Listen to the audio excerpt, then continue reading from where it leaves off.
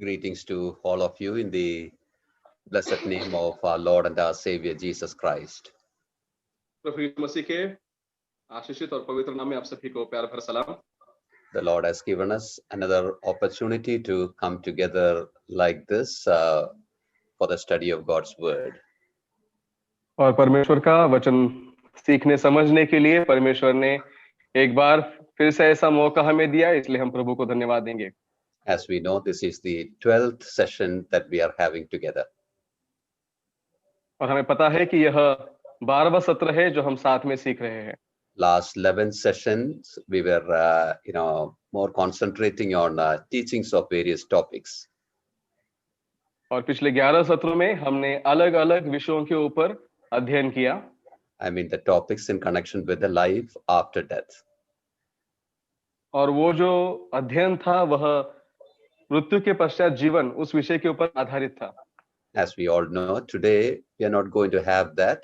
Last many weeks, brothers were announcing about the questions, and I have received about 16 questions with me, and we will be trying to answer those questions. आज हम हमारा अध्ययन जारी नहीं रखेंगे, लेकिन जैसे हम बहुत दिनों से अनाउंस कर रहे हैं कि आखिरी सत्र जो है वह सवाल और जवाबों का होगा, तो मेरे पास 16 सवाल आए हैं, उसका जवाब मैं देने की कोशिश करूंगा। I praise God for these weeks the Lord gave me to be with all of you.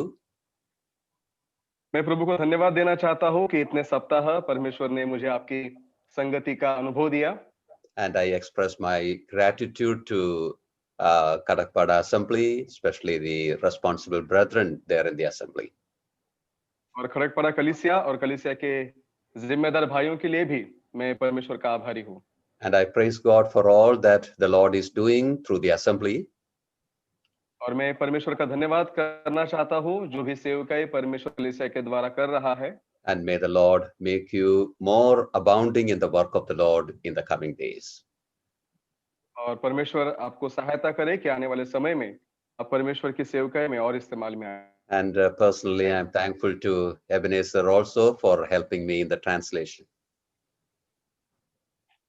और मैं भाई एबेनेज़र इनका भी आभारी हूँ भाषांतर में सहायता करने के लिए। Even in all these sessions, all 11 sessions except one, the second session, I think after in all the other sessions there was no net issue or any problems. The Lord has been helping all of us. और केवल एक सत्र का अगर हम अपवाद छोड़े तो बाकी सारे सत्रों में कहीं भी नेटवर्क या इस प्रकार की समस्या नहीं आई। And I express my gratitude to all the brothers and sisters who have been attending these classes in the past weeks. और मैं उन सब का अभिवादन करता हूँ उन सभी भाई और बहनों के लिए जिन्होंने सारे अध्ययन में जो उपस्थित रहे हैं। Let the truths that we considered together these weeks be a blessing to all of us. और जिन सच्चाइयों को हमने इन सप्ताहों में सीखा है आने वाले समय में वे हमारे जीवन में आशीष का कारण ठहरे। Well, when we think about the future, well, definitely we should remember that these things are revealed in the scripture so that we may order our present life. और जब हम भविष्य के बारे में सोचते हैं, ये सारी बातें परमेश्वर के वचन में परमेश्वर ने प्रकट करके रखी है, इसलिए कि हम वर्तमान समय में अपने जीवन को एक उचित अनुशासन में हम लाए। If that is not happening, well, in attending the classes, well, there is no, use at all. और अगर ऐसा नहीं होता है, तो इतने सारे अध्ययन के सत्रों को उपस्थित रहने का कोई मतलब नहीं है। The word of God should transform us. परमेश्वर का वचन जो है, वो हमें रूपांतरित करता है। The word of God, should guide us, lead us, make our life more meaningful. परमेश्वर का वचन हमें अगुवाई करे और हमारे जीवन को वह अर्थपूर्ण करता है। In that way, all that we considered, may all that be a blessing to all of us in the coming days. तो इन सारी बातों को जिनको हमने देखा है, परमेश्वर हमारे जीवन में आने वाले समय में हमें आशीषित करे। Now, as I mentioned, about 16 questions I have received. जैसे ने बताया कि करीबन 16 सवाल मुझे प्राप्त हुए हैं। Let us try to, answer those questions. और तो हम उसका जवाब देखने की कोशिश करेंगे। Some of the questions are very much related with what we studied. Some of that are, slightly out of our syllabus. कुछ ऐसे सवाल है जो हमने अध्ययन किया उससे संबंधित है, कुछ ऐसे भी सवाल है जिसके बारे में हमने अध्ययन नहीं किया, ऐसे आउट ऑफ सिलेबस भी कुछ सवाल आए हैं। But according to our time, we will try to, answer all those questions. तो जिस प्रकार समय को ध्यान में रखते हुए हम सभी सवालों का जवाब देने की कोशिश करेंगे। The first question is this. पहला सवाल इस प्रकार से है, What about babies and kids that die, of unsaved parents?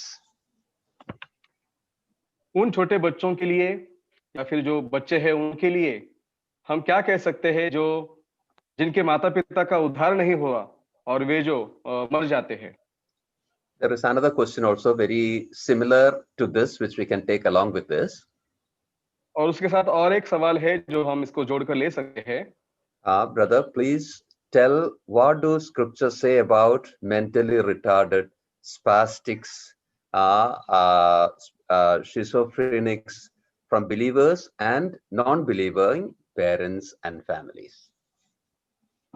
भाई बताइए कि पवित्र शास्त्र में से बताइए कि जो मानसिक रूप में जिनको समस्याएं हैं और इस प्रकार से जो मतलब जिनको बौद्धिक क्षमताएं कम है वैसे विश्वासी है और जो ऐसे अविश्वासी जो माता पिता है और परिवार है उनके विषय में वचनों से हम क्या कह सकते हैं।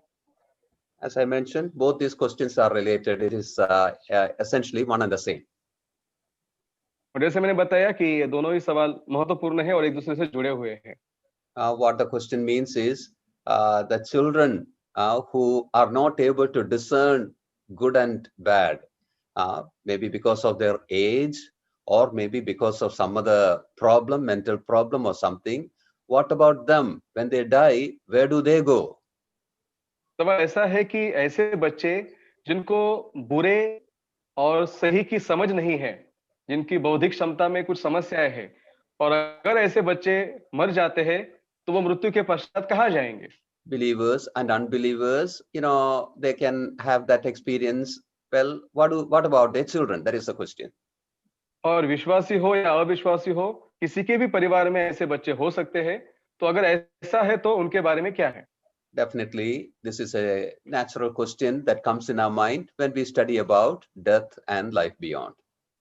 और ये स्वाभाविक सवाल है जब हम मृत्यु और उसके बाद के जीवन के विषय में सीखते हैं तो ये सवाल जरूर हमारे मन में आएगा। Because we see many little children who die. और हम देखते हैं बहुत से छोटे बच्चे मर जाते हैं। One of the statistics says that every year in all the world about 55 lakhs of children die, infants die. और एक इस प्रकार का कैलकुलेशन है या फिर सांख्यिक बात है जो बताती है कि हर साल में करीबन 55 लाख बच्चे मर जाते हैं। And about India, it says that about 8 lakhs infants die each year. और भारत के बारे में देखें तो हर साल में करीबन 8 लाख दूध पीते बच्चे मर जाते हैं। When I say infants, what I mean is, little children less than 5 years, 4 years, 5 years, like that. जब मैं छोटे बच्चे कहता हूं तो इसका मतलब 4-5 साल के नीचे के जो बच्चे हैं they cannot hear they cannot understand the gospel. उनको सुसमाचार समझ में नहीं आता। they are not able to discern between good and evil. और सही क्या है गलत क्या है उनके बीच में परख उनको नहीं होती है। So when they die, where do they go? तो जब वे मर जाते हैं तब कहाँ जाएंगे। So because of there is another problem also. There are many children, as the question says, mentally challenged children are there.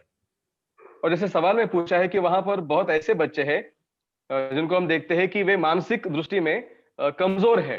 So around us we see this problem very much. So these questions that came up is quite natural and it is a good and relevant question. तो जब हम ऐसी समस्याओं को देखते हैं और जब ऐसा सवाल हमारे सामने आया है तो ये बहुत ही अच्छा सवाल है, बहुत ही महत्वपूर्ण सवाल है। Now, Bible has not left us without any answer for this. पवित्र शास्त्र में इसके बारे में कोई भी जवाब नहीं है, ऐसी बात पवित्र शास्त्र हमारे लिए नहीं करता। It doesn't deal with this directly, but when you look at certain, passages, it helps us to come to a conclusion about this. उसके विषय में सीधा सीधा उसका विवरण हम पवित्र शास्त्र में नहीं पाते, लेकिन कुछ परिच्छेदों में जिसको हम पढ़ते हैं तो उसके बारे में थोड़ा बहुत हम समझ सकते हैं। From those passages, let me try to answer this question. और उन भागों में से मैं इस सवाल का जवाब देने की कोशिश करता हूँ। The first passage that comes to our mind is from David's life. और ये पहला भाग जो है हमारे सामने जो है वह दाऊद के जीवन से है। When we read 2 Samuel chapter 12, जब हम दूसरा शमूएल उसके 12वें अध्याय में आते हैं, there we see the first child that David had from Bathsheba, he died. वहां पर हम देखते हैं कि बत्शेबा से दाऊद को जो पहला बच्चा हुआ वह मर गया। We know that that came from a wrong relationship, illegitimate relationship. और हमें पता है कि वह एक अनैतिक संबंध के द्वारा वह बच्चा पैदा हुआ था। So as a punishment, well, God took its life.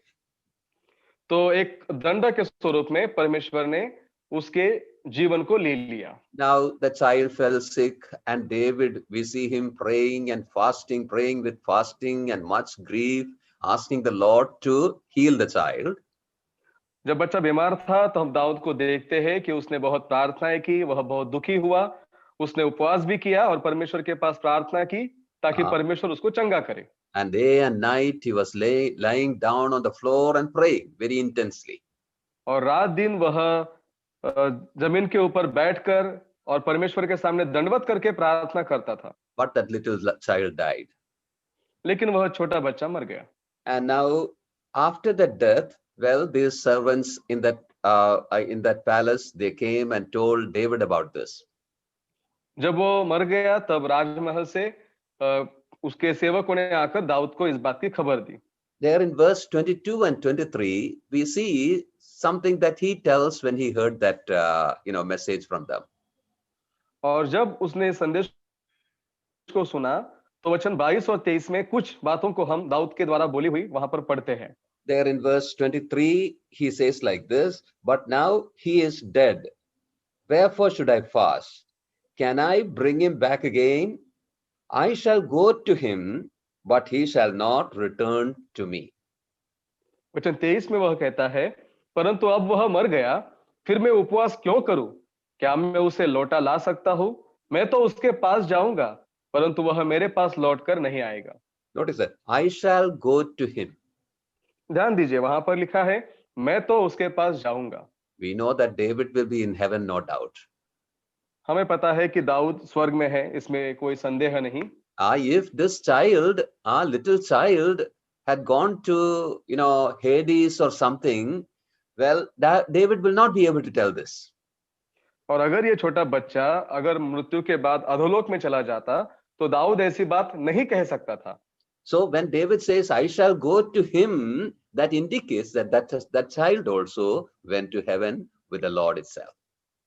और जब दाऊद कहता है कि मैं उसके पास जाऊंगा, तो इसका यह मतलब है कि जब वो बच्चा मर गया तो निश्चित वह स्वर्ग में परमेश्वर के पास गया। Now coming to Matthew's Gospel chapter 18, हम मत्ती रचित सुसमाचार उसके 18वें अध्याय में आएंगे। we see something which our Lord himself speaks. वहां पर खुद अपना प्रभु कुछ बातों को कहता है। There in verse 3, Matthew 18:3, the Lord tells, with an illustration, the people who shall enter into the kingdom. वहां पर प्रभु यीशु मसीह वचन 3 में एक उदाहरण के साथ उन लोगों के बारे में बताता है जो स्वर्ग के राज्य में प्रवेश करेंगे। See what it says. "Verily I say unto you, except ye be converted and become as little children, ye shall not enter into the kingdom of heaven." वचन 3, और कहा, मैं तुमसे सच कहता हूं कि जब तक तुम न फिरो और बालकों के समान न बनो, तुम स्वर्ग के राज्य में प्रवेश करने नहीं पाओगे। So the Lord is asking them to, convert or repent and become like little children to enter into the kingdom of God.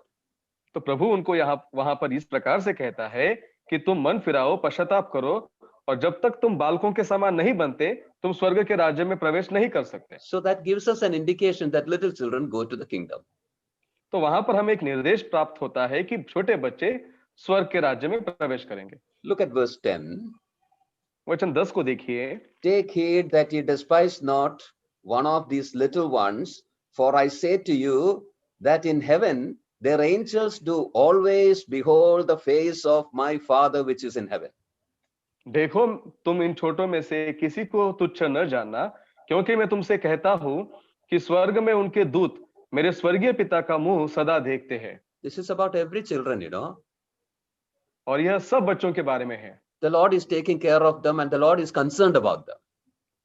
परमेश्वर उनकी चिंता करता है और परमेश्वर उनको संभालता भी है। Now come to verse 14.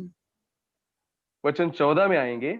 Even so it is not the will of your Father which is in heaven that one of these little ones should perish. ऐसा ही तुम्हारे पिता की जो स्वर्ग में है, यह इच्छा नहीं कि इन छोटों में से एक भी नष्ट हो। Here the little ones is his disciples, those who are following him. यहाँ पर जो छोटे हैं वह उसके चेले हैं, जो उसका अनुकरण कर रहे हैं। But in verse 3, those are compared to a little children. So we can assume that God has concern and care for these little children. तो वचन 3 में वह उनकी तुलना बालकों के साथ करता है। उससे हमें यह समझ में आता है कि परमेश्वर बालकों के विषय में चिंतित है और वह उनको संभालता भी है। Now come to another portion. और एक भाग की तरफ जाएंगे। Revelation chapter 5. प्रकाशित वाक्य 5वां अध्याय। Look at verses 9 and 10. वचन 9 और 10 को देखिए। There we see the worship in heaven. वहां पर हम स्वर्ग की आराधना को देखते हैं। All the redeemed are singing praises to God. और जितने भी छुटकारा प्राप्त किए गए हैं वे सब परमेश्वर का धन्यवाद कर रहे हैं। We see and they sung a new song saying, Thou art worthy to take the book and to open the seals thereof, for thou wast slain and hast redeemed us to God by thy blood out of every kindred and tongue and people and nation, and hast made us unto our God kings and priests, and we shall reign on the earth. वचन 9-10 वे यह नया गीत गाने लगे, तू इस पुस्तक के लेने और इसकी मुहरे खोलने के योग्य है, क्योंकि तूने वध होकर अपने लहू से हर एक कुल और भाषा और लोग और जाति में से परमेश्वर के लिए लोगों को मोल लिया है, और उन्हें हमारे परमेश्वर के लिए एक राज्य और याजक बनाया, और वे पृथ्वी पर राज्य करते हैं। Notice the last portion of verse 9. 9वें वचन का आखिरी भाग देखिए। From where there we understand that among the redeemed there are people from every kindred, tongue and people and nation. परमेश्वर ने जिन लोगों को मोल लिया है वे ऐसे हैं, वे हर एक कुल में से हैं, वे हर एक भाषा और अलग-अलग जाति में से वे लोग हैं। From every kindred, nations, languages and all that. हर एक कुल, भाषा, लोग और जाति में से वे लोग हैं। When we say that, we should remember one thing. जब हम इस बात को कहते हैं तो एक बात को हमें स्मरण रखना है। There are many tribes which have not heard the gospel yet. बहुत से ऐसी जाति है जिन्होंने अब तक सुसमाचार को नहीं सुना है। There are many people who belongs to various languages who have not heard the gospel yet. और बहुत से अलग-अलग भाषा बोलने वाले लोग संसार में हैं जिन्होंने अब तक सुसमाचार को नहीं सुना है। Then how can we say that from every language, every nation, every tribe, there are people among the redeemed? तो फिर हम कैसे कह सकते हैं कि हर एक कुल में से, हर एक भाषा बोलने वाले, हर एक जाति में से लोग परमेश्वर ने मोल लिए हैं? One answer we can give is, well, the children die among them also. उसमें से एक जवाब हम दे सकते हैं, इन अलग-अलग समूह में जितने बच्चे मर गए हैं उनका जिक्र वहां पर देख सकते हैं। Yeah, they go to the presence of God itself. वे परमेश्वर की सहभागिता में पहुंचाए गए। Now, when you come to Revelation chapter 20, जब हम प्रकाशित वाक्य 20 अध्याय में आते हैं, there in verse 12 we see about the final judgment. वचन 20 में हम अंतिम न्याय के बारे में देखते हैं। From 11 to 15 we see that. 11 से 15 उस बात को हम देखते हैं। We had considered it in one of the classes. एक अध्ययन के सत्र में इस बातों को हमने देखा है। There in verse 12, we see what shall be the basis for the judgment. और वचन हम 12 में देखते हैं कि वो जो न्याय होगा वो कौन से आधार पे किया जाएगा। The last portion of verse 12 says, and the dead were judged out of those things which were written in the books according to their works. वचन 12 के आखिरी भाग में हम देखते हैं कि वैसे ही उनके कामों के अनुसार मरे हुओं का न्याय किया गया। According to their works. उनके कामों के अनुसार। Not, because of the Adam's deed or, the original sin or anything. जो मूल पाप है या फिर जो आदम ने पाप किया उसके आधार पर नहीं। According to their works. उनके कामों के अनुसार। If you say that it is according to their works, then these little children who cannot do any good work, who cannot discern between good and bad, are exempted from this. They shall not be there in it. तो जब हम कहते हैं कामों के अनुसार, तो हम समझ सकते हैं कि उन बच्चों का वहां पर समावेश नहीं है। ऐसे बच्चे जिनको भले या बुरे की पहचान नहीं है, जो अच्छे कार्यों को कर नहीं सकते या जो बुरे कार्य करते लेकिन उनको समझ नहीं है, तो ऐसे बच्चों का जिक्र हम वहां पर देख सकते हैं। You remember the words that the Lord told the prophet Jonah also.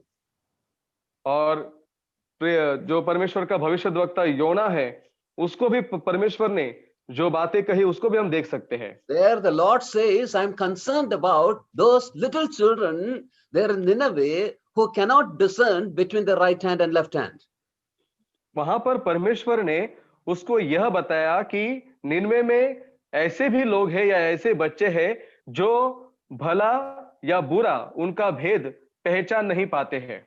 When you look at all these verses, we understand very clearly that the children, little children, infants that die, they shall be in the presence of the Lord itself.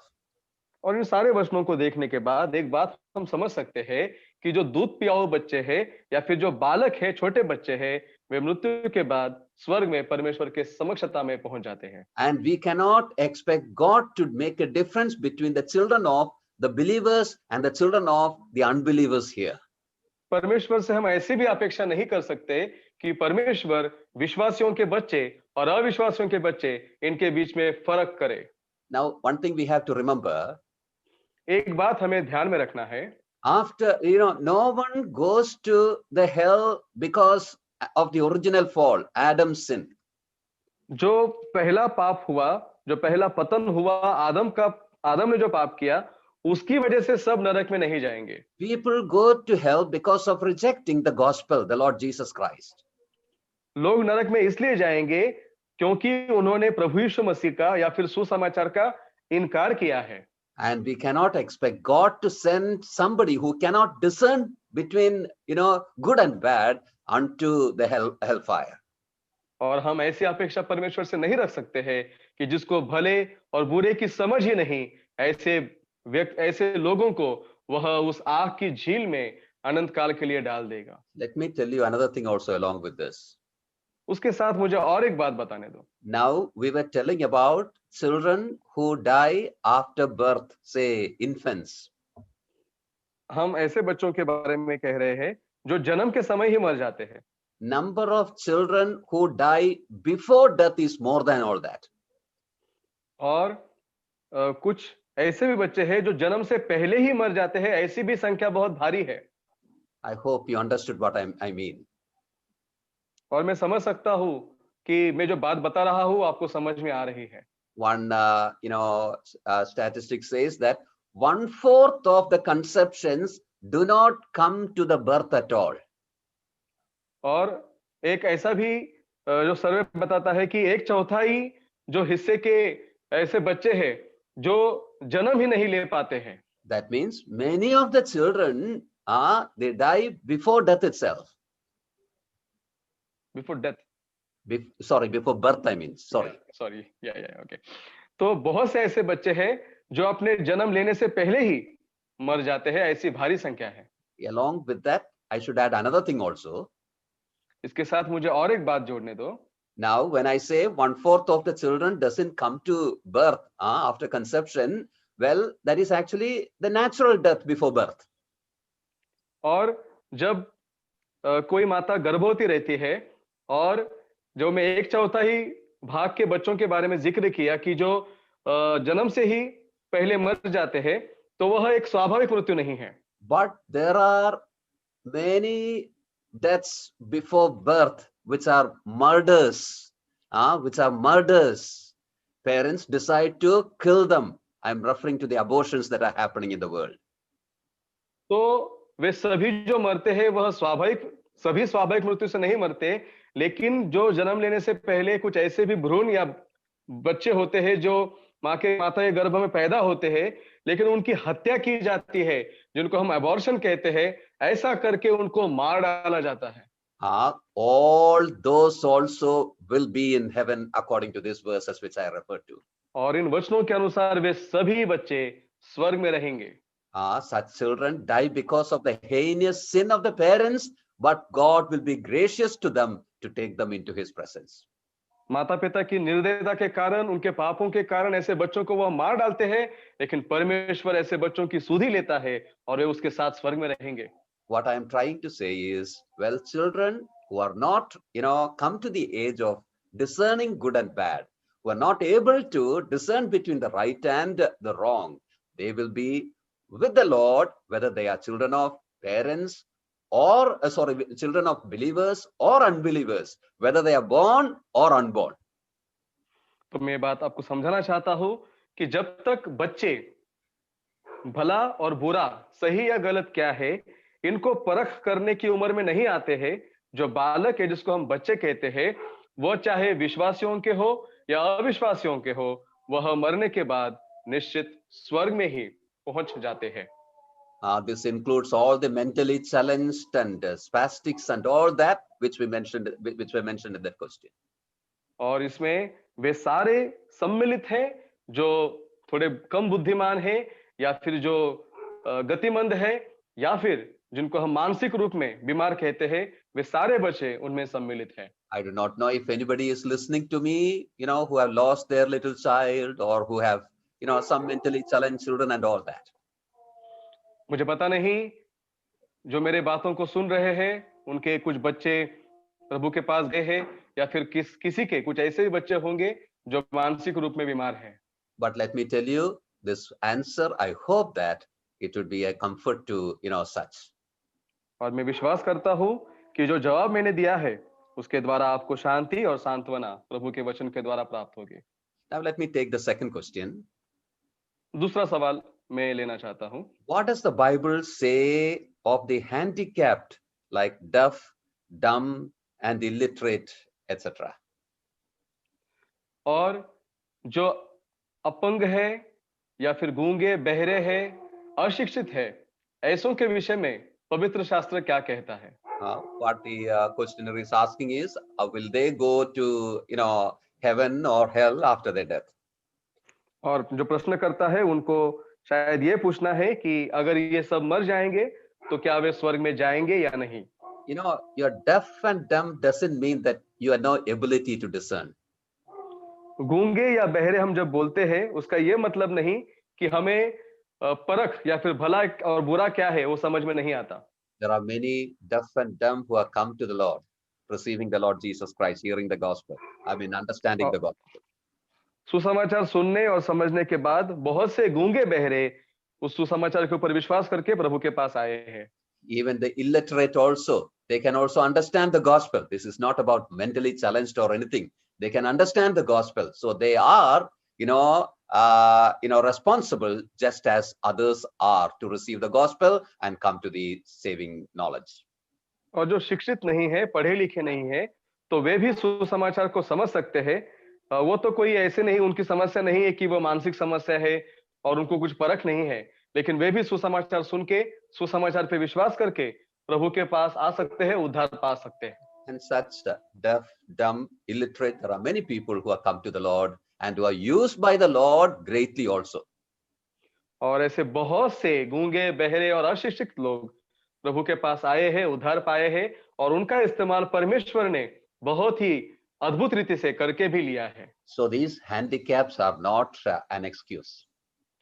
और तो अपंग होना ये कोई भी किसी प्रकार का कोई विकल्प नहीं है या फिर उसको हम कोई भी सबब नहीं दे सकते।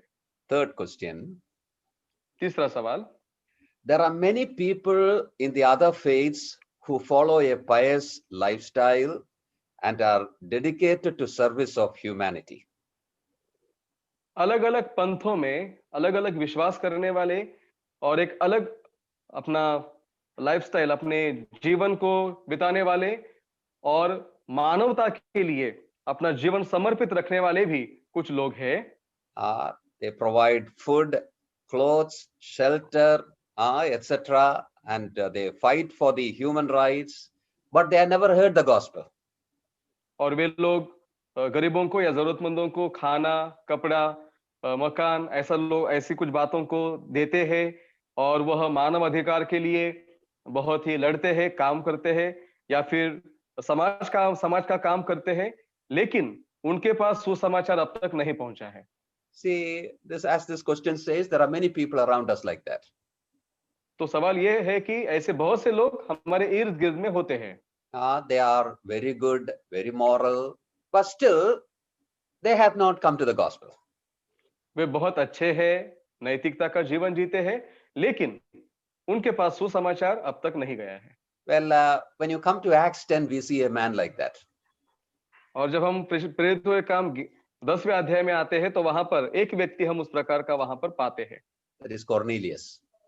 वह कुर्नेलियुस है। He used to do many good things to others. वह दूसरों के विषय में बहुत ही अच्छे कर्मों को करता था। How did God deal with him? और कैसे परमेश्वर ने उसके साथ व्यवहार किया? Did God say, okay, you are very good, you are doing all these good things to others, so you don't have to accept Christ, I will take you to heaven? Did God say like that? क्या प्रभु ने ऐसा कहा, अच्छा तू बहुत ही अच्छे कामों को करता है, सत्कर्मों को करता है, दूसरों के लिए इस्तेमाल में आता है, तू सुसमाचार पर विश्वास नहीं करेगा तो भी चलेगा? क्या परमेश्वर ने ऐसे कहा? No, the Lord did not say like that. नहीं, परमेश्वर ने ऐसे नहीं कहा। He said, go, send somebody to Peter, to the place where Peter is staying, and bring him here. He will tell you how to be saved. और उसने परमेश्वर ने कहा किसी को भेज जहां पर पतरस रहता है, वहां से पतरस को बुला के लेकर आ, वो बताएगा कि उद्धार कैसे पाना है। So, people who live like that, very good life, they can, in these days, hear the gospel through various ways. और जो अच्छा जीवन बिताने वाले लोग हैं, इस समय में अलग-अलग माध्यमों के द्वारा सुसमाचार को सुनते हैं। You see, what the Lord God looks, is not whether we are good or bad, whether we do good or whether we do bad. परमेश्वर हमें इस प्रकार से नहीं देखता कि हम भले कामों को या बुरे कामों को करते हैं। What he looks is whether we are in Christ or outside Christ. वो इस बात को देखता है कि हम मसीह में हैं या फिर मसीह के रहित हैं। Christ is the, means of salvation. और मसीह ही जो है वह उद्धार का मार्ग है। So you are inside him or outside him. क्या आप मसीह में हैं या मसीह के बाहर है? He is not seeing how much good you are or anything like that. वो इस बात को नहीं देखता कि आप कितने अच्छे हैं या इस प्रकार की बातों को नहीं देखता। I'm not telling that we don't have to be good. We can live anyhow, with any work and all that. No, that's not what I mean. मैं इस प्रकार से नहीं कहना चाहता कि हमें भलाई नहीं करना है या भला या अच्छा इस प्रकार से नहीं रहना चाहिए। But what I mean is, it is not those things that saves us, but it is our position in Christ that God looks at. तो मैं इस बात को कहना चाहता हूं कि हमारी इन सारी बातों के द्वारा हम उद्धार नहीं पाते, लेकिन हम मसीह में हम किस प्रकार से है या मसीह के द्वारा ही उद्धार प्राप्त होता है। So these good things that we mentioned in this question will not save a person. तो जो अच्छी या भले कामों का जिक्र इस सवाल में किया गया है, उसके द्वारा लोग उद्धार नहीं पाएंगे। If that was what the Lord sets for our salvation, there was no need for the Lord to come into this earth at all. और अगर हमारे उद्धार के लिए परमेश्वर ने इस प्रकार का कोई नियम बनाया होता, तो हमारे उद्धारकर्ता प्रभु को आकर जान देने की जरूरत नहीं पड़ती। But let me tell you another thing along with that. उसी के साथ और एक बात मैं आपको बताना चाहता हूँ। Probably such good people which are mentioned here in this question, their punishment in the hellfire may be comparatively less. जो अच्छे लोग या फिर जिनका जिक्र यहाँ पर किया गया है, उनके अगर न्याय या दंड के बारे में सोचे तो तुलनात्मक दृष्टि में अगर देखें तो उनके लिए थोड़ा सा कम दंड हम कह सकते हैं कि उनको मिलेगा। When you come to Matthew's Gospel chapter 11, जब हम मत्ती शुभ समाचार उसके 11वें अध्याय में आते हैं, when you read from verse 20 onwards, 20 वचन से आगे जब हम पढ़ते हैं, we see the Lord telling about the Galilean cities like Capernaum, Chorazin, and all that.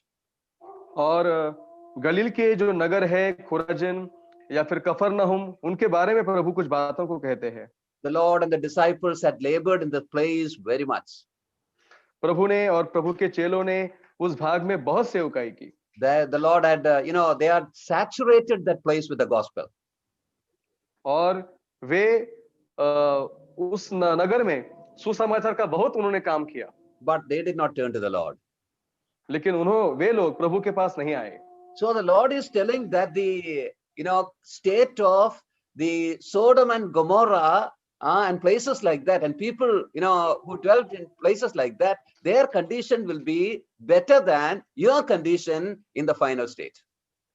तो प्रभु वहां पर उनको कहता है कि सदोम और अमोरा वे जो नगर है और वहां पर रहने वाले जो लोग हैं, उनकी दशा तुम्हारी दशा से अधिक सहने के योग्य होगी, या फिर दंड के समय उनकी दशा तुमसे थोड़ी सी बेहतर होगी। So from that we understand that there shall be grades even in hell. Great degrees of punishment, various measures of punishment. तो वहां पर हम इस प्रकार से देखते हैं कि जो दंड होगा उसके अलग अलग प्रमाणों को हम नरक में वहां पर देखते हैं। So these people who are mentioned in this question, who live pious life and all that, probably we can include them also in this. तो जो लोग एक अच्छा जीवन जीते हैं या फिर लोगों के लिए मानवता के काम करते हैं, उनको भी हम यहाँ पर जो हम सदोम अमोरा के लोगों को देखा, उनके साथ जोड़ सकते हैं। Even in judgment, God shall be just and righteous. और जब न्याय करेगा परमेश्वर, तो वह न्यायी है और वह धर्मी भी है। Next question. दूसरा सवाल, what would happen to people who had never heard the gospel and die without knowing the salvation in Christ? जिन लोगों ने कभी सुसमाचार नहीं सुना और जो प्रभु यीशु मसीह के द्वारा जो उद्धार है उसको बिना जानकर जो मर जाते हैं, ऐसे लोगों के बारे में हम क्या कह सकते हैं कि उनका क्या होगा? There is no direct answer for this anywhere in the Bible. इसके लिए सीधा जवाब पवित्र शास्त्र में कहीं पर नहीं है। But let us try to, find some answer from what we have. और जो हमारे पास है उसमें से कुछ सवाल, कुछ जवाबों को जानने की हम कोशिश करेंगे। As this question, we see in this question, there are many people who have never heard the gospel. जैसे हम इस सवाल में देखते हैं, तो ऐसे बहुत से लोग हैं जिन्होंने अब तक सुसमाचार नहीं सुना है। We mentioned that before also. इसका जिक्र हमने पहले भी किया है। Just I think about a year back we heard about a tribe in Andaman Nicobar Islands. और करीबन 1.5 साल पहले हमने अंडमान निकोबार में जो एक आदिवासी जाति है उनके बारे में हमने सुना। They are called as Sentinelese. और उनको सिंथेली इस प्रकार से कहते हैं। They don't have any touch with the culture or civilization in the world at all. उन्हें नागरिकता के बारे में या संस्कृति के बारे में, जगत की कुछ भी बातों के बारे में उन्हें पता नहीं है। They don't dress up, they don't have any cooking, nothing is there. वे खाना नहीं बनाते, वे कपड़ा नहीं पहनते, उनके पास कुछ भी नहीं है। And an evangelist, American evangelist, young man, he tried to reach out to them and they killed him and we didn't get even the body. और एक अमेरिका का एक जवान मिशनरी उनको मिलने का उसने प्रयास किया, उन्होंने उसको मार डाला और उसका शव भी मिला नहीं। Like that, there are many tribes in the world we do not know. और इस प्रकार से बहुत सी जातियां जगत में है हमें उनके बारे में पता भी नहीं है। They also have a spirit उनको भी आत्मा है, because they are also human beings. क्योंकि वे मनुष्य जाति है। So when they die, where do they go? तो फिर जब वे मरेंगे, वे कहां पर जाएंगे? They never had an opportunity to hear the gospel at all. उनको कभी भी सुसमाचार सुनने का अवसर प्राप्त हुआ ही नहीं। The only answer we can give is how much faithful were they to the light that was given to them. और जो उनको लाइट और लाइफ Yes, light. ओके, जो उनको प्रकाश प्राप्त हुआ, उसके बारे में वे कितने विश्वास योग्य रहे, उस आधार पर, या फिर जो परमेश्वर का प्रकाशन उनको प्राप्त हुआ, उस आधार पर उनका न्याय हो सकता है। Let me try to explain that light a little. मैं थोड़ा सा उसको उस प्रकाश या प्रकाशन को थोड़ा सा उसका विवरण देता हूं। When you come to Romans chapter 1 verses 19 and 20, जब रोमियों की पत्री पहला अध्याय वचन 19 और 20 को हम पढ़ते हैं, we understand that God reveals through the creation also. वहां पर हम देखते हैं कि परमेश्वर जो है वह सृष्टि के द्वारा भी प्रकट होता है। Think about the presence of the creation around us that shows the power of God, the love of God to us. और जो हमारे इर्द गिर्द हम सृष्टि को देखते हैं, उसके द्वारा हम परमेश्वर का सामर्थ्य और परमेश्वर का प्रेम उसमें से हम देख सकते हैं। The creation itself makes us understand that there is a creator behind it. और जो सृष्टि है वो हमें बताती है कि उसके पीछे कोई तो सृष्टि करता है। In Romans 2, रोमियों की पत्री दूसरा अध्याय in verses 14 to 16, वचन 14 से लेकर 16 तक, there Paul tells about the conscience that is being kept inside every human being. और वहां पर पौलुस जो सत विवेक जो हर एक मनुष्य के भीतर होता है उसके विषय में बताता है। And in the conscience, God reveals some of the characteristics of him to everyone. और उस विवेक में परमेश्वर अपने कुछ स्वभावों को हर एक के ऊपर या फिर अपने गुणों को हर एक के ऊपर प्रकट करता है। When you come to Acts 17 and verse 25, जब हम प्रेरितों के काम उसका 17वां अध्याय वचन 25 में आते हैं, there we see about the providence of God. God provides all the necessities of the people. और वहां पर हम परमेश्वर ने मनुष्यों के लिए किए गए प्रयोजन के लिए वहां पर हम देखते हैं। Even that shows the love of God to the human beings. और वह जो है परमेश्वर का प्रेम जो मनुष्य जाति के लिए उसको प्रकट करता है। To the good, to the bad, to the sinners, to the children of God, to everyone he gives. भले हो, बुरे हो, पापी हो, अधर्मी हो या फिर परमेश्वर के बच्चे हो, सभी के लिए उसने वह प्रावधान करके रखा है। So the presence of God or the existence of God and his love and care toward humanity is seen through various ways. तो परमेश्वर का अस्तित्व या परमेश्वर है और वो मनुष्य से प्रेम करता है और मनुष्यों की चिंता भी करता है, उनका हर बातों में प्रावधान भी करता है, वो बहुत सी चीजों के द्वारा हमको प्रकट होता है। Even without the Bible or the gospel, one can understand that. और सुसमाचार या पवित्र शास्त्र के बिना भी कोई भी व्यक्ति उसे समझ सकता है। To this light, how they responded, well, on the basis of that, the Lord may decide about them. और इस प्रकाश को या फिर इन बातों को वे किस प्रकार से प्रतिसाद देते हैं, उसके आधार पर परमेश्वर उनका न्याय करेगा। We cannot say anything beyond that. इसके अलावा हम कुछ ज्यादा बातें नहीं कर सकते। Coming to the next question. दूसरे अगले सवाल की तरफ जाएंगे। What about persons who are saved and baptized but don't follow the discipline of a Christian? जो ऐसे लोग हैं जिनका उद्धार हुआ, बपतिस्मा भी हुआ, लेकिन मसीह जीवन में अनुशासन में नहीं चलते, तो ऐसों के बारे में हम क्या कह सकते हैं?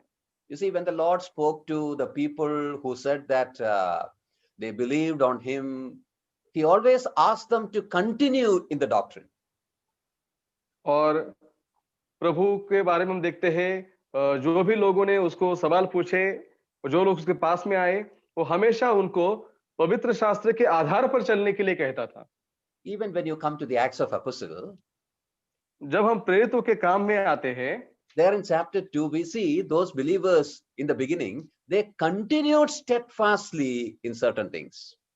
और जो प्रथम शताब्दी के जो प्रेरित लोग थे, चेले थे, हम देखते हैं कि वे हर एक उन बातों में लौलीन रहते थे। And even Apostle Paul, about him, or Saul, about him, we are told that he continued with the disciples, that is in Damascus. और हम देखते हैं प्रेरित पौलुस जब वो शाऊल से पौल बना, तो दमिश्क में वह चेलों के साथ रहा हुआ हम देखते हैं। In Colossians chapter 1, Paul says that we prove that we are true by continuing. If you continue, that is what we see over there.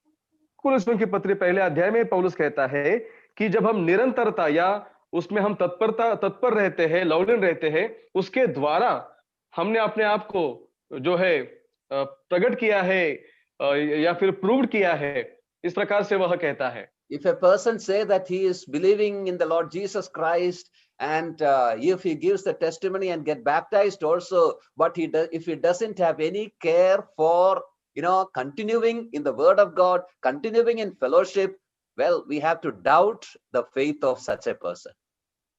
और जब कोई व्यक्ति कहता है कि मैंने वचन सुना है, मेरा उद्धार हुआ है, मेरा बपतिस्मा हुआ है, लेकिन वह वचन को महत्व नहीं देता, कलीसिया की संगति को महत्व नहीं देता और किसी बात में निरंतर नहीं रहता, बना नहीं रहता, तो ऐसे व्यक्ति के विश्वास के विषय में हमें संदेह हो सकता है। We often say like this.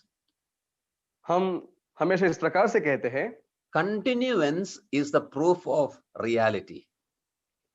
उसमें बने रहना या फिर लौलीन रहना, वह बात जो है वह सच्चाई को या वास्तविकता को दिखाता है। I will tell that again. मैं फिर से बताना चाहता हूं, continuance is the proof of reality. और जो सच्चाई है या वास्तविकता है, वो हम इस प्रकार से जान सकते हैं जब वह व्यक्ति लौलीन है या तत्पर है या बना रहता है। At the same time, let us not go around, judging others. Let the Lord do the judging. उसी के साथ हमें किसी का न्याय नहीं करना है, क्योंकि न्याय करने वाला परमेश्वर है। In next question, it is somewhat similar. और एक अगला सवाल है जो थोड़ा बहुत मिलता जुलता है। It is somewhat similar to what we just now considered. अभी जिस सवाल के बारे में हमने देखा, उससे थोड़ा सा मिलता जुलता वह सवाल है, what about a person who has confessed sins, repented, baptized, but slowly stops fellowship with believers of local assembly and says we pray at home only, or keeps changing churches? ऐसा व्यक्ति है जिसने पापों के लिए पश्चाताप किया, मन फिराया, उद्धार हुआ, बपतिस्मा हुआ, लेकिन धीरे धीरे उसने कलीसिया की संगति में आना छोड़ दिया और वह कहता है कि हम घर से ही प्रार्थना करेंगे, और वह ऐसे भी है जो निरंतर कलीसिया बदलते रहते हैं। Those who say that we will pray in the house itself, let me remind you that the scripture very clearly tells to all the believers that they should not neglect the gathering together of the saints. जो ऐसा कहते हैं कि हम घर पर ही प्रार्थना करेंगे, तो एक बात मैं आपको बताना चाहता हूं, परमेश्वर का वचन हमें स्पष्ट रूप में कहता है कि हमें भाइयों की संगति से अलग नहीं रहना चाहिए, उसके तरफ नजरअंदाज नहीं करना चाहिए। Of course, now we are not able to actually gather. इस समय में हम वास्तविक रूप में इकट्ठा नहीं हो सकते हैं। We are telling about the normal times. और हम सामान्य समय की बात कर रहे हैं। Well, those who are born again, baptized, they should give importance to fellowship. और जो उद्धार पाए हैं, जिनका बपतिस्मा हुआ है, वे संगति को महत्व देने वाले होने चाहिए। We'll take the next question. हम अगला सवाल उठाएंगे। In the millennium, the unbelievers will also get the Christ-like resurrected body, or only believers will get it? जो 1000 साल का जो राज्य का समय है, उसमें जो अविश्वासी लोग हैं, वे भी मसीह के जैसे वो जो परिवर्तित शरीर है उसको प्राप्त करेंगे, या फिर केवल विश्वासियों को ही वह शरीर प्राप्त होगा? Let me just try to explain this. मुझे थोड़ा इसके बारे में बताने दो। As we had seen before, the millennium, that is 1000 years reign, the kingdom period, shall happen immediately after the glorious appearance of the Lord Jesus. जैसे हमने पहले भी देखा, मसीह का महिमित आगमन होने के तुरंत बाद ही जो 1000 वर्ष का राज्य है उसका प्रारंभ होगा। Glorious appearance is the Lord coming with the saints to this earth. और जो उसके महिमा के साथ प्रकट होना है, उसका मतलब वह पवित्र लोगों के साथ पृथ्वी पर आएगा। The Lord comes with the church, which was raptured 7 years before that. 7 साल पहले जिस कलीसिया को ऊपर उठा लिया गया था, उसी कलीसिया के पवित्र लोगों के साथ प्रभु यीशु मसीह फिर से पृथ्वी पर लौट आएगा। When he comes, well, the Old Testament saints, they are resurrected at that time. और जब वह आएगा उस समय पुराने नियम के जो भी पवित्र लोग हैं, उनका पुनरुत्थान होगा। And there is another two important things that happens then. और दो वहां पर महत्वपूर्ण बातें होने वाली है। Judgment of the Israelites who are living at that time and the Gentiles who are living at that time. और जो इस्राएल के लोग उस समय जीवित रहेंगे उनका न्याय, और जिनको हम हेलेनी या फिर अन्य जाति कहते हैं, उस समय जो जीवित रहेंगे उनका भी न्याय होगा। And those righteous among them, they shall be taken into the kingdom. उनमें जो धर्मी है उनको जो है 1000 वर्ष के राज्य में सम्मिलित किया जाएगा। And the unrighteous, they shall go into judgment.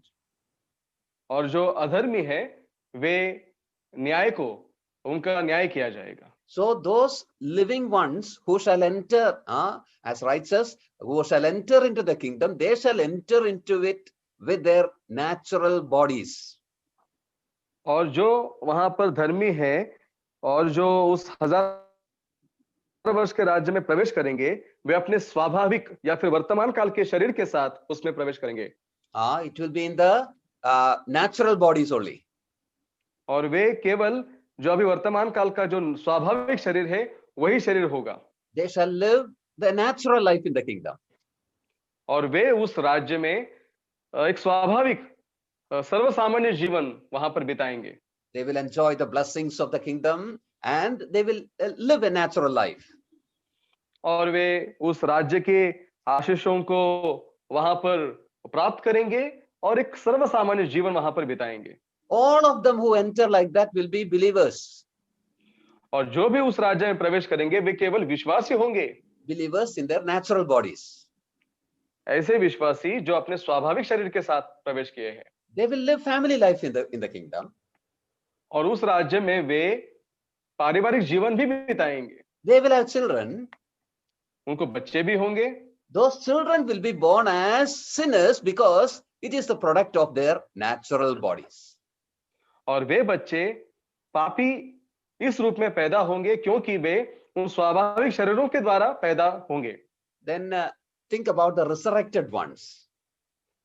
अब हम उनके बारे में देखेंगे जिनका पुनरुत्थान हुआ। Believers of the church and also the Old Testament believers. पुराने नियम के पवित्र लोग और कलीसिया के पवित्र लोग। They are risen and they are transformed. वे जी उठेंगे और उनका रूपांतर होगा। Their body will not be natural. उनका शरीर स्वाभाविक शरीर नहीं होगा। Their body will be spiritual. उनका आत्मिक शरीर होगा। So they cannot live. We cannot expect them to live along with this natural bodies. I mean, people with the natural bodies. तो हम ऐसे अपेक्षा नहीं कर सकते कि जो लोग अपने स्वाभाविक शरीर के साथ वहां पर जिएंगे उनके साथ वे लोग जिएंगे, ऐसा नहीं है। As we had seen before also, their dwelling place will be the New Jerusalem. और उनके रहने का स्थान जो है वह नया यरूशलेम है। It is understood that the New Jerusalem in the kingdom time will be over the earth like a satellite city. और ऐसा हमने समझा भी है कि उस समय में 1000 वर्ष के राज्य में नया यरूशलेम इस पृथ्वी के ऊपर एक सैटेलाइट के जैसे वहां पर उस शहर जैसा वह वहां पर होगा। So unbelievers will be in their natural bodies in the kingdom. Unbelievers who are born in the kingdom as sinners, they will be in their natural bodies. और उस राज्य में जो भी अविश्वासी अपने स्वाभाविक शरीर के साथ जन्म लेंगे वे उसमें वैसे ही रहेंगे। So they will be separate from this resurrected, transformed ones. We should not, mix them in our mind. तो जो पुनरुत्थित हुए हैं और जिनका रूपांतरण हुआ है उनको हम इनके साथ नहीं जोड़ सकते। Next question. अगला सवाल, In the millennium year, the unbelievers also live for 1,000 years. उस 1000 वर्ष के राज्य में जो अविश्वासी है वो भी 1000 वर्ष के लिए जिएंगे क्या? In the millennium, death will be there 1000 वर्ष के राज्य में मृत्यु भी होगा, because sin is also present. क्योंकि उस समय पाप भी उपस्थित है। But death will be rare. लेकिन मृत्यु जो है बहुत दुर्लभ या कम प्रमाण में होगी। When we come to Isaiah 65 and verse 20, जब हम यशायाह उसका 65वां अध्याय और वचन 20 में आते हैं, there Isaiah says that a child shall die as a 100 years old person. और वहां पर लिखा है क्योंकि जो लड़कपन में मरने वाला है वह 100 वर्ष का होकर मरेगा। Suppose you hear a news like this, well, a child died there in the next city. शायद आपने ऐसा हमने कभी खबर सुना होगा कि एक शहर में एक बच्चा मर गया। No, I'm telling about the kingdom life. मैं उस राज्य के बारे में बता रहा हूँ। Yeah, suppose a child dies in the next city. और एक बच्चा एक अलग दूसरे शहर में मर गया। And suppose two people are asking, hey, a child died, and the other is asking, what was his age? और फिर लोग कहेंगे अरे वो बच्चा मर गया, फिर कोई पूछेगा अरे उसका उम्र कितना था? They will say 100 years. वो कहेंगे वो 100 साल का था। So that will be the condition of death there. It will be rare. तो इस प्रकार से वहां पर मृत्यु की अवस्था होगी, मृत्यु बहुत ही दुर्लभ होगा। But those who continue in sin, as we have seen before, there will be a uprising of the sinners under the leadership of Satan at the end of that millennium. तो जो वहां पर पापी लोग होंगे, तो हमने देखा है कि पाप वहां पर बढ़ता जाएगा और वहां पर शैतान के अंत में ही ये सारी बातें नष्ट हो जाएगी। Satan shall gather all of them, and under his leadership they shall fight against the Lord Jesus Christ. और शैतान उन सभी को इकट्ठा करेगा और उसके अगुवाई में वे लोग प्रभु यीशु मसीह के साथ युद्ध करेंगे। There the Lord will destroy every one of them. और वहां पर प्रभु उन सबको नष्ट करेगा। So from that we understand that the all sinners shall die at the end of that millennium, and they shall go before the great white throne judgment. तो हम देखते हैं कि उस 1000 वर्ष के राज्य के आखिर में सारे पापी लोग मर जाएंगे और वे उस बड़े श्वेत सिंहासन के सामने न्याय के लिए खड़े रहेंगे। The next question. अगला सवाल। It has nothing to do with okay. I feel money is worshipped in many saved families. Dowries are taken, wealth is flaunted, and gold is bought and hoarded but generosity is seldom practiced. What is their fate? सवाल ऐसा है कि बहुत से परिवारों में पैसे की आराधना की जाती है, दहेज लिया जाता है, संपत्ति के बारे में बहुत बड़ा चढ़ाकर बताया जाता है, सोना खरीदा जाता है, और वे लोग कभी-कभी विश्वास का जीवन बिताते हैं, अच्छा जीवन बिताते हैं। तो उनके विश्वास के बारे में क्या है? You see, we should understand that becoming rich is not a sin. हमें यह समझना है कि धनी बनना पाप नहीं है। In the righteous manner, it is not sin. और एक धार्मिकता के बातों में या फिर योग्यता, अगर योग्य होगा तो वह एक पाप नहीं है। But the use of it should be according to the scripture. We are stewards of it. लेकिन जब हम उसका इस्तेमाल करते हैं तो हमें वह पवित्र शास्त्र के आधार पर इस्तेमाल करना चाहिए, क्योंकि हम उसके लिए जिम्मेदार हैं। The question says about the dowry also, that is illegal, even according to the law of the land. और कुछ जगहों के नियमों के अनुसार दहेज लेना भी एक उचित समझा जाता है। Here in the question, we see about taking dowry. It is against the law of the land. हाँ, क्षमा करें। तो जब हम यहाँ पर दहेज के बारे में कहते हैं तो वह भी हमारा जो प्रदेश है उसके नियम के विरुद्ध में है। So if some believer is doing that, if a complaint goes, they will be behind the bars, they will be put in the jail. और अगर कोई इस प्रकार से दहेज ले रहा है तो उसको बंदी बनाया जाएगा और उसको जेल में डाल सकते हैं। Even if the world is telling this, even when the world is telling this, seeing it as an evil, how can a believer do the such things? संसार भी इसे गलत या पाप कहता है, तो कैसे एक विश्वासी इस पाप को कर सकता है? Another thing we have to remember is, as I mentioned, we are stewards, and it is necessary for us to use whatever the Lord has given us, I mean the wealth, for the glory of God. और हम परमेश्वर के सहकर्मी हैं, तो किस प्रकार से हम कह सकते हैं कि इन बातों को हम कर सकते हैं और कैसे हम परमेश्वर की महिमा कर सकते हैं? If we are not faithful in those areas, well, we shall lose our reward. और जब हम इन सारे मामलों में अगर अविश्वासी है, विश्वास योग्य नहीं है, तो हम अपने प्रतिफल को खो सकते हैं। Another question is, how is our eternity affected by change of faith, but no change of heart? और हमारे विश्वास को तो हमने बदला, लेकिन हमारे मन को, हृदय को हमने नहीं बदला, तो इसका असर कैसे उस सार्वकालिकता के ऊपर होगा? It's a contradiction when you say that you are putting your faith. Well, it is a change of heart, in fact. That's what we call as repentance. It's an about turn in your attitudes, in your thinking, and every sort of thing. तो वहां पर एक विरोधाभास है कि जब हम कहते हैं कि हमने विश्वास रखा है, तो उसका मतलब हमारा हृदय परिवर्तन भी हुआ है, हमारी मानसिकता, हमारी विचार करने की सोच और हमारा बर्ताव भी जरूर बदला हुआ है। In James chapter 2, James answers this question. और याकूब की पत्री दूसरे अध्याय में याकूब इस सवाल का जवाब देता है। He says, well, if the faith is not seen in action, go and bury that faith. Don't call it faith at all. It's dead faith. और वो कहता है कि अगर विश्वास में कुछ कार्य नहीं है, तो जाकर उसको दफना दो, क्योंकि वह एक मरा हुआ विश्वास है। Take up the next question. अगले सवाल की तरफ जाएंगे। If we commit sin after salvation and live continuously in that same sin, but if one day we repent and ask for forgiveness, so shall that sin also get exposed by the Lord?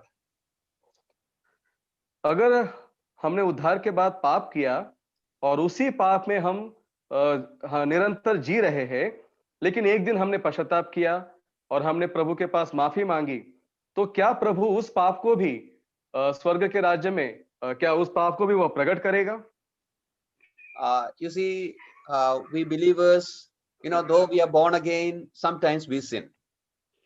हम विश्वासी, जरूर हमारा नया जन्म हुआ है, तो भी हम कभी-कभी पाप करते हैं। It's not that we should sin, but sometimes in thought or words or deeds, we may fall in sin.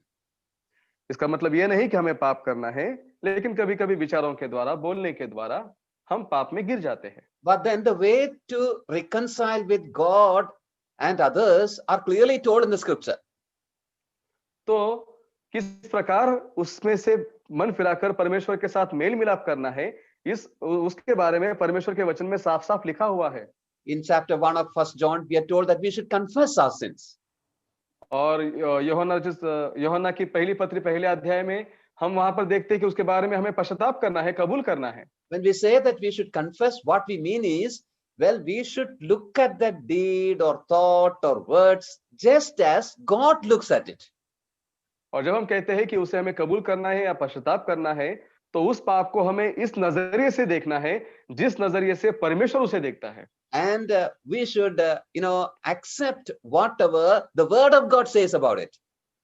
और परमेश्वर उसके बारे में क्या कहता है, उसको हमें स्वीकार करना चाहिए। Saying yes to what God says, what God's word says about that is confessing.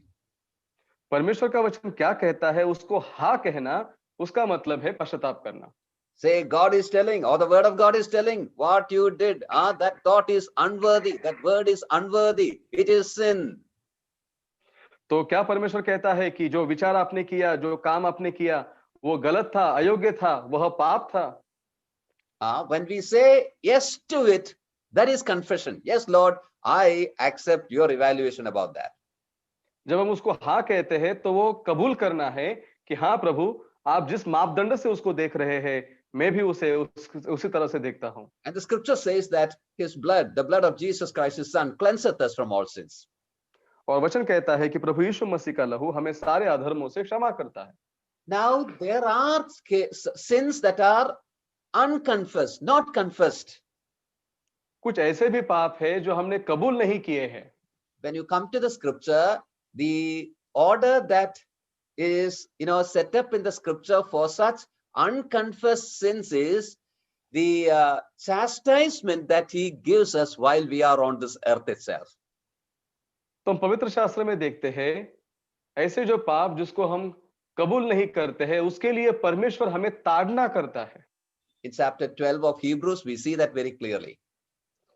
इब्रानियों की पत्री 12वें अध्याय में बहुत स्पष्ट रूप में उसके बारे में हम देखते हैं। Just as a loving father punishes his children, God punishes us for the wrongs that we do. किस प्रकार अपने प्रिय बालकों को एक पिता दंड देता है या ताड़ना करता है, उसी प्रकार से परमेश्वर भी अपने बालकों को ताड़ना या दंड देता है। After the time or after the death, we shall stand before the judgment seat of Christ. मृत्यु के बाद हमें प्रभु के न्यायासन के सामने खड़ा रहना है। That place is not to take up or deal with sins, but it is a place of rewarding. वो जो जगह है वह पाप के विषय में न्याय करने की जगह नहीं है, लेकिन वह प्रतिफल पाने की जगह है। All the sins are dealt with while we live in this earth itself. और जितने भी पाप हमने इस पृथ्वी के ऊपर रहते हुए किए, उसके बारे में उसका जो बदला है वह हमें यहाँ पर ही मिलने वाला है। I hope it is clear. मैं आशा करता हूं कि यह आपको स्पष्ट हुआ है। Next question. अगला सवाल, If we can understand that our works will not get, how can we understand that our works will not get destroyed by fire? हम कैसे समझ सकते हैं कि हमारे जो काम है वह आग के द्वारा नष्ट नहीं होंगे? In chapter 3 of 1 Corinthians, we had seen that. पहला कुरिन्थियों 3 अध्याय में उसको हमने देखा है। In verses 10 to 15, we have it there. वचन 10 से 15 में हम वहां पर उसको देखते हैं। There Paul divides the works into two groups. वहां पर पौलुस उन कामों को दो भागों में विभाजित करता है।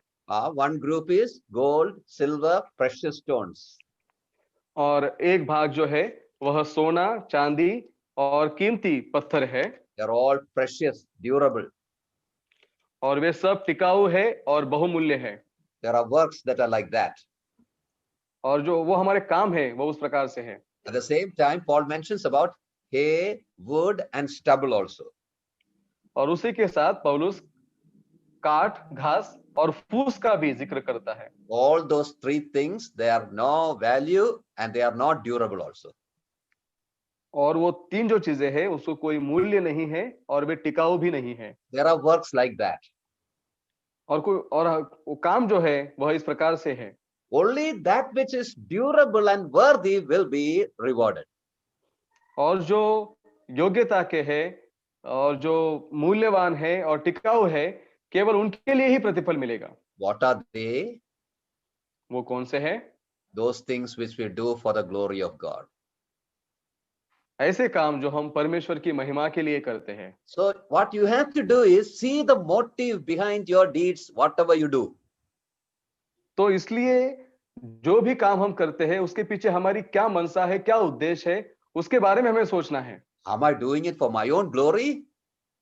क्या वो मैं मेरी महिमा के लिए कर रहा हूं? Or in the fire it will become as like ashes. और वह आग में वह जो है वह राख की तरह भस्म हो जाएंगे। Am I serving the Lord for my fame and my name?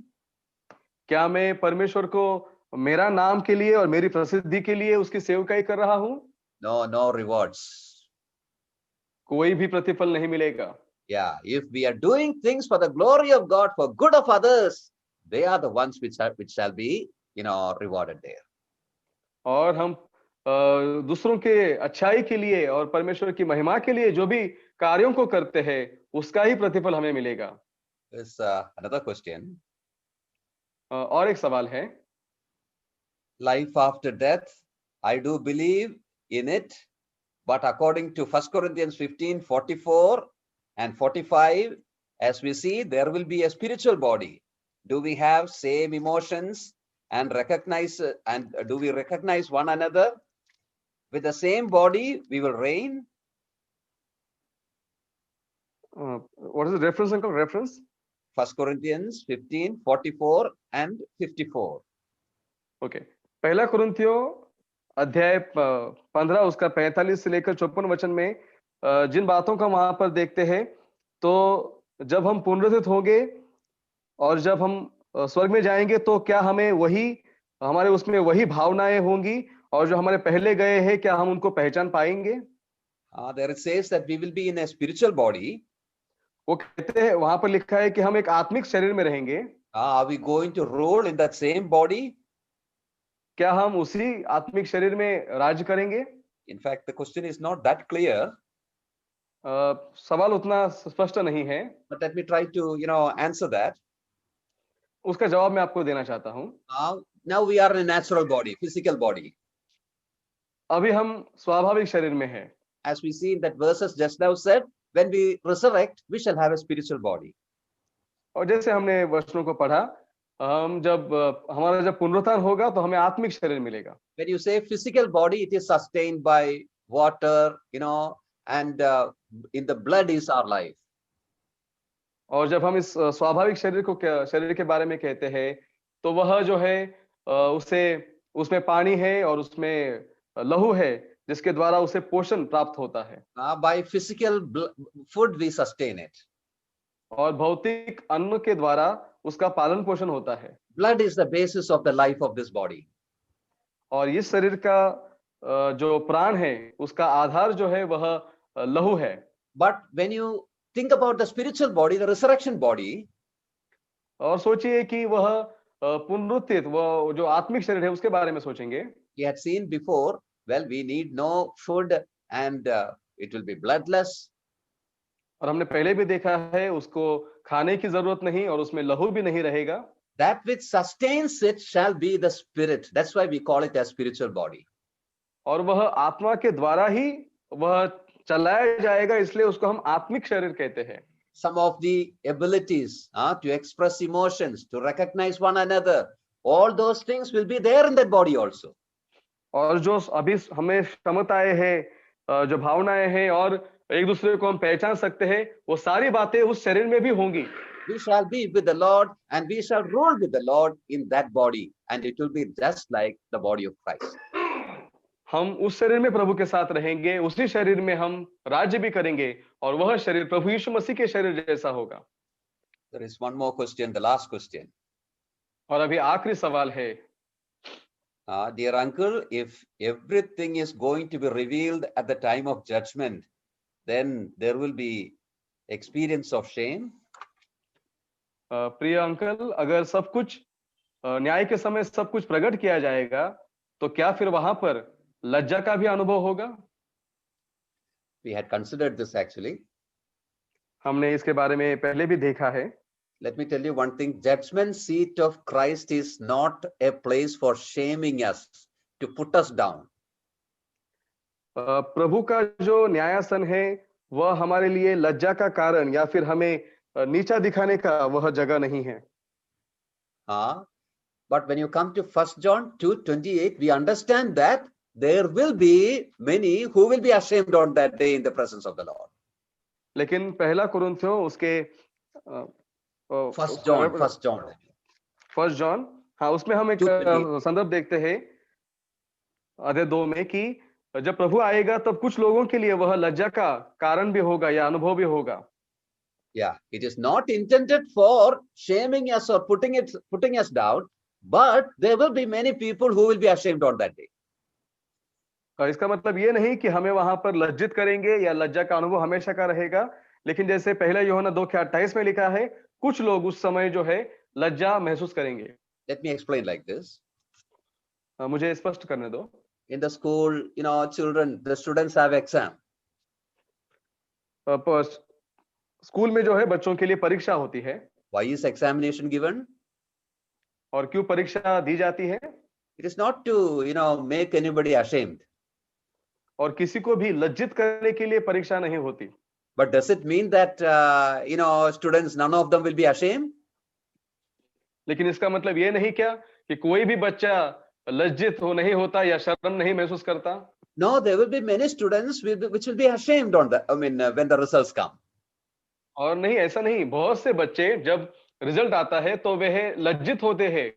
Examination is not for shaming anybody or putting down any student, but it is for promoting them, to the next class. तो परीक्षा जो होती है किसी को भी लज्जित करने के लिए या किसी को नीचा दिखाने के लिए नहीं होती है, तो बच्चे को अगले क्लास में भेजने के लिए परीक्षा ली जाती है। If at all some students are becoming ashamed and put down when the result comes, it is because they did not study, they did not put their effort in it. और तो भी कुछ बच्चे अगर शर्म का अनुभव करते हैं, लज्जित होते हैं, नीचे देखते हैं, तो वो इसलिए होता है क्योंकि उन्होंने पढ़ाई नहीं की और उन्होंने ठीक रीति से परीक्षा नहीं दी है। Similar is the judgment seat of Christ also. और वही प्रभु के न्यायासन के बारे में भी है।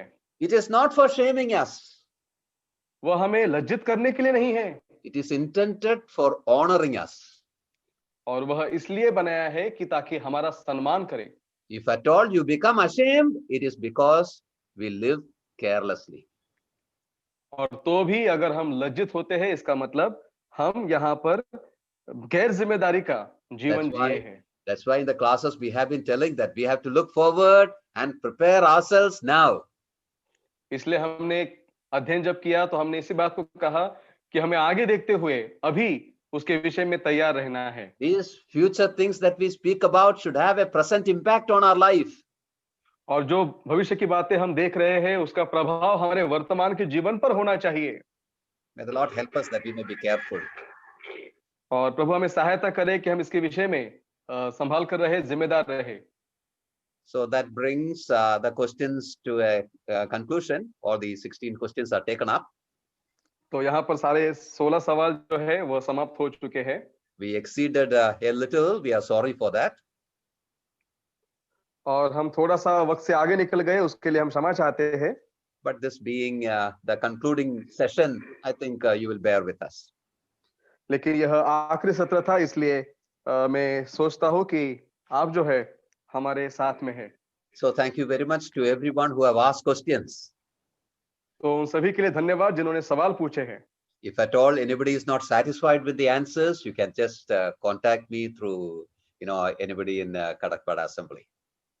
अगर कोई भी इस जवाब से असंतुष्ट है, असमाधानी है, तो खड़कपाड़ा कलीसिया के किसी भी भाइयों के साथ संपर्क करके आप सीधा भाई थॉमस इनको सवाल पूछ सकते हैं। So thank you very much for all your cooperation in all these weeks.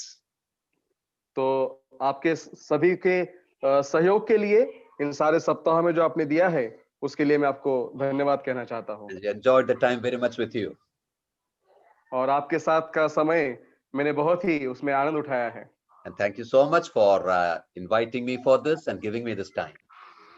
और मुझे आमंत्रित करने के लिए और इस या अवसर देने के लिए मैं बहुत ही आभारी हूँ। And dear Ebenezer, I was really enjoying the time with you. God bless you and use you more in the coming days for the glory of God. Thank you, uncle. Okay, thank you very much. God bless you all. सभी को धन्यवाद। परमेश्वर आप सभी को आशीष दे।